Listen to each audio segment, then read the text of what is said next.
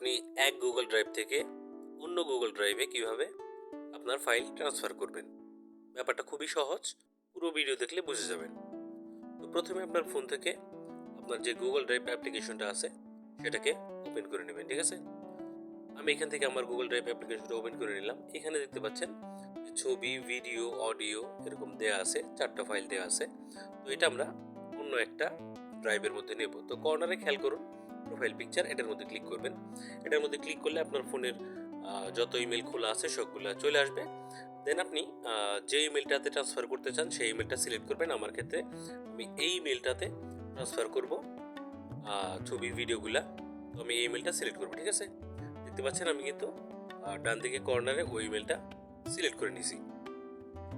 এখন আপনি যেটা করবেন, আবার ফেরত যাবেন হচ্ছে যে ইমেল থেকে আপনি ট্রান্সফার করতে চাচ্ছেন, মানে যে গুগল ড্রাইভের ইমেল থেকে ট্রান্সফার করতে চাচ্ছেন সেটার মধ্যে এখানে দেখতে পাচ্ছেন আমার যে ফাইলগুলো, সেই ফাইলগুলো আমি সিলেক্ট করে নেব। কীভাবে সিলেক্ট করবো, পরে চাপ দিয়ে ধরবো, তারপর এখানে টিক মার্ক চলে আসবে।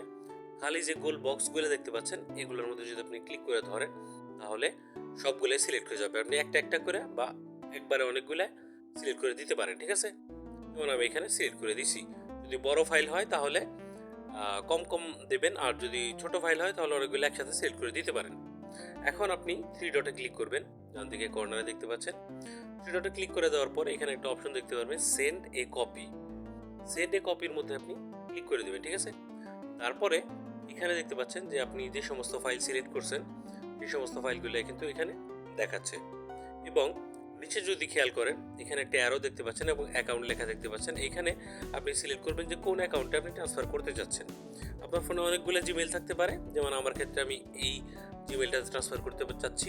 তো এই জিমেলটাকে আমি সিলেক্ট করে নিব। তারপরে উপরে আপলোড যে বাটনটা আছে সেটার মধ্যে আপলোড করে দেবো, ঠিক আছে। আপলোড করে দেওয়ার পরে এখানে দেখতে পাচ্ছেন যে আমার যে 4টা ফাইল সেটা কিন্তু নতুন ইমেলের মধ্যে চলে আসছে, যেটাতে আমি ট্রান্সফার করলাম পুরাতন ইমেল থেকে গুগল ড্রাইভে, ঠিক আছে। পুরাতন ড্রাইভ থেকে নতুন ড্রাইভে ট্রান্সফার করলাম, এখানে আপনারা দেখতে পাচ্ছেন।